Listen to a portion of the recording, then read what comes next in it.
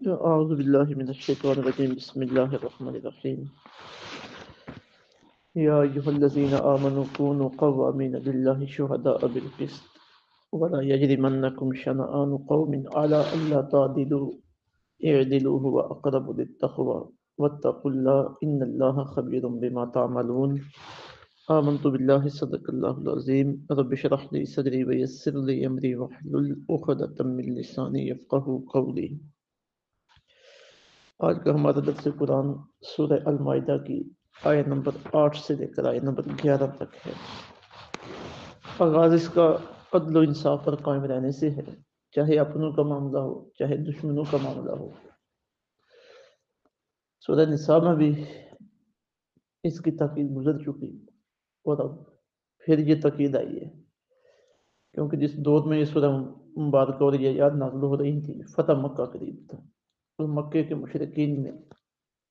قدم قدم پہ مسلمانوں پہ ظلم و ستم کے پہاڑ پڑے تھے، تو مسلمانوں کو بار بار تاکید کی جا رہی ہے کہ دیکھنا ان کا عمل ان کے ساتھ ہے، لیکن تم نے کوئی بھی ایسا اقدام نہیں کرنا جو خلاف عدل و خلاف انصاف ہو۔ یہ نہیں دیکھنا کہ وہ ہمارے دشمن ہیں، اب انہیں جو چاہیں کریں، جتنا چاہیں ان پہ ظلم کریں، ایسا نہیں کرنا۔ یہ اسلامی عدل و انصاف کا حسن ہے، اور انسانیت کے ساتھ جو انسان کا رویہ ہے، اسلام کا انسانیت کے ساتھ جو رویہ ہے، آقا علیہ الصلوۃ والسلام کے دین کا انسانیت کے ساتھ جو رویہ ہے، وہ اس طرح کی آیات طیبات سے واضح ہوتا ہے۔ تو فرمایا یا ایھا الذین آمنو، اے ایمان والو، کونو ہو جاؤ، قوامین مضبوطی کے ساتھ قائم رہنے والے، للہ اللہ کے لیے، شہداء گواہی دینے والے، بالقسط انصاف کے ساتھ۔ ولا یجرمنکم، اور ہرگز نہ اکسائے تمہیں، شنآن قوم، کسی قوم کی عداوت، الا اللہ تعدلو، اس پر کہ تم عدل نہ کرو، اعدلو، عدل کرو، ہوا اقرب للتقوی، یہی تقوی سے زیادہ قریب ہے۔ واتقوا اللہ، ڈرتے رہا کرو اللہ سے، ان اللہ خبیر بما تعملون، بے شک اللہ تعالیٰ خوب خبردار ہے جو کچھ تم کرتے ہو۔ وعد اللہ الذین آمنوا، وعدہ فرمایا ہے اللہ تعالیٰ نے ان لوگوں سے جو ایمان لائے، وعملوا الصالحات، اور نیک عمل کرتے رہے، لہم مغفرۃ، ان کے لیے بخشش ہے، وہ اجر عظیم، اور اجر عظیم ہے۔ والذین کفروا، جن لوگوں نے کفر کیا، وکذبوا بآیاتنا، اور جھٹلایا ہماری آیتوں کو، اولئک اصحاب الجحیم، وہی لوگ دوزخی ہیں۔ یا ایھا الذین آمنوا، اے ایمان والو، اذکروا نعمت اللہ، یاد کرو اللہ کی نعمت، علیکم، جو تم پر ہوئی، اذ ہم، جب پختہ ارادہ کر لیا تھا، قوم، ایک قوم نے، ان یبسطوا الیکم، کہ بڑھائیں تمہاری طرف اپنے ہاتھ، بڑھائیں تمہاری طرف ایدیہم، اپنے ہاتھ، فکف ایدیہم، تو اللہ نے روک دیا ان کے ہاتھوں کو، عنکم، تم سے، واتقوا اللہ، ڈرتے رہا کرو اللہ سے، وعلی اللہ فلیتوکل المؤمنون، اور اللہ تعالیٰ پر ہی بھروسہ کرنا چاہیے ایمان والوں کو۔ اب پہلی آیت عدل و انصاف پر قائم رہنے کی تاکید پر ہے، مضبوطی کے ساتھ قائم رہنے والے، وہ جو اللہ کے لیے گواہی دینے والے، انصاف کے ساتھ۔ وَلَا يَجْرِمَنَّكُمْ شَنَآنُ قَوْمٍ عَلَىٰ أَلَّا تَعْدِلُوا، کسی قوم کی عداوت تمہیں اس بات پر نہ اکسائے کہ تم عدل نہ کرو، اعدلوا، عدل کرو۔ اب اقتدار تمہارے پاس آ رہا ہے تو کوئی بھی قوم جو ہے نا، اور یہ بھی بات سچی ہے بالکل، کہ اس وقت تک کوئی بھی قوم حکومت و سلطنت کے تخت کے مستحق نہیں ہو سکتی جب تک ان کے اندر عدل کی صفت پیدا نہ ہو جائے۔ اور جس قوم نے ظلم پر کمر باندھ لی ہو، آج نہیں تو کل اسے ضرور تخت و سلطنت کی نعمت سے محروم کر دیا جاتا ہے۔ ہمارے سامنے یہ سارے واقعات، مختلف حکومتوں کے انتظامات ہم دیکھ رہے ہیں کہ وہ کس طرح ظلم و ستم کرتے ہیں، اور پھر ان کے تختے الٹتے ہوئے دیر بھی نہیں لگتی۔ واتقوا اللہ، بلکہ اس سے پہلے فرمایا کہ ہوا اقرب للتقوی، یہ جو عدل ہے یہ تقوی سے زیادہ قریب ہے، یہ تقوی سے زیادہ نزدیک ہے۔ اب عدل و انصاف ایک ہے حکومتی، اور ایک ہے عام دنیا کے معاملات کا، گھریلو معاملات، معاشرے کے معاملات۔ ہر بندہ چیف جسٹس تو نہیں ہے، لیکن جو اس کے اختیار میں ہے اس سے فیصلہ کرنے کا موقع ملتا رہتا ہے، تو ہر بندے کے لیے یہ آرڈر ہے عدل کرنے کا۔ واتقوا اللہ، ڈرتے رہا کرو اللہ سے، ان اللہ خبیر بما تعملون، بے شک اللہ تعالیٰ خوب خبردار ہے جو کچھ تم کرتے ہو۔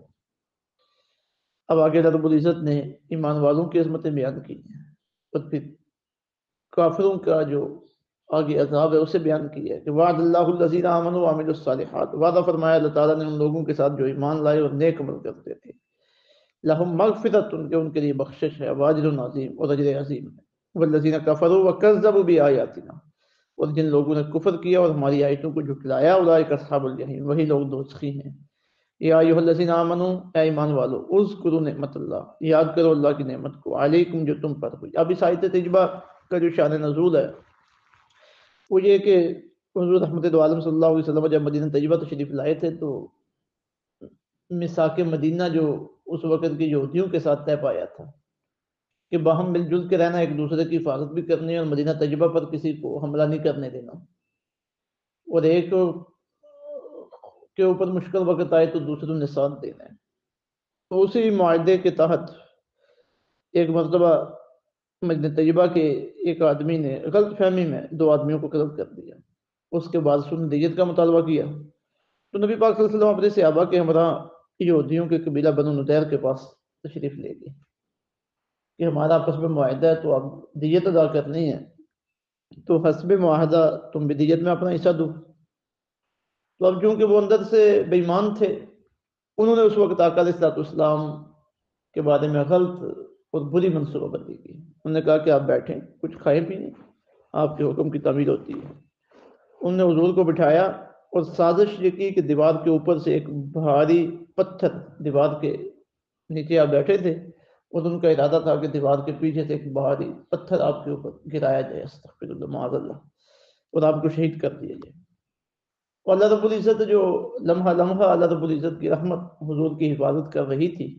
تو آپ کو اطلاع کی اللہ رب العزت نے ان کے ناپاک ارادوں کی، آپ کو علم دیا گیا، تو آپ فوراً وہاں سے اٹھ کے تشریف لے آئے۔ تو پھر اس کے بعد یہودیوں کے ساتھ جو ہوا وہ ہوا، لیکن یہاں پہ اللہ رب العزت اس نعمت کو یاد دلا رہے ہیں کہ اے لوگوں، میں نے تمہارے اوپر نعمت کی کہ حضور رحمت عالم صلی اللہ علیہ وسلم جو تمہارے آقا ہیں، ان کی زندگی کی میں نے حفاظت کی، تم اللہ کی اس نعمت کو یاد کرو۔ آج تو مکہ بھی فتح ہونے لگا ہے، آج حکومتیں بھی تمہاری آ رہی ہیں، آج ریل فیل ہے۔ ایک وقت تھا کہ تمہارے نبی کے بھی لوگ دشمن تھے اور ہم مدد کرتے رہے، تو وہ نعمتیں ساری کرم نوازی یاد رکھو، اور جب تمہارے پاس یہ حکومت و اقتدار آ رہا ہے تو تمہارے اندر آئزی، انکساری، خشوع، خوف خدا، تقوی، یہ ساری چیزیں رہنی چاہیے، اور اللہ رب العزت کے احسانات کو کبھی بھی تم نے بھولنا نہیں ہے۔ تو فرمایا یا ایھا الذین آمنوا، ایمان والو، اذکروا نعمت اللہ، یاد کرو اللہ کی نعمت، علیکم، جو تم پر ہوئی تھی، ہم قوم، جب پختہ ارادہ کر لیا تھا ایک قوم نے، ان یبسطوا الیکم، کہ بڑھائیں تمہاری طرف اپنے ہاتھ، ایدیہم، اپنے ہاتھ، فکف ایدیہم عنکم، تو اللہ نے روک دیا ان کے ہاتھوں کو تم سے، واتقوا اللہ، ڈرتے رہا کرو اللہ سے، وعلی اللہ فلیتوکل المؤمنون، اور اللہ ہی پر بھروسہ کرنا چاہیے ایمان والوں کو۔ حضور رحمت دو عالم صلی اللہ علیہ وسلم کی سلامتی کا جو احسان ہے یہ قیامت تک آنے والے غلامان مصطفیٰ پر ہے، یہ صرف صحابہ اس کے مخاطب نہیں ہیں، جن تک حضور رحمت دو عالم صلی اللہ علیہ وسلم کا فیضان پہنچے سب اس آیت کے مخاطب ہیں۔ اللہ رب العزت کی اس نعمت کا شکر ادا کرنا جو اس نے ہمارے محبوب کریم صلی اللہ علیہ وسلم کو سلامتی عطا فرمائی ہے۔ اللہ تعالیٰ سمجھ کی اور عمل کی توفیق عطا فرمائے، ہمیشہ ہمیں عدل پر قائم رہنے کی توفیق عطا فرمائے۔ وما علینا الا البلاغ۔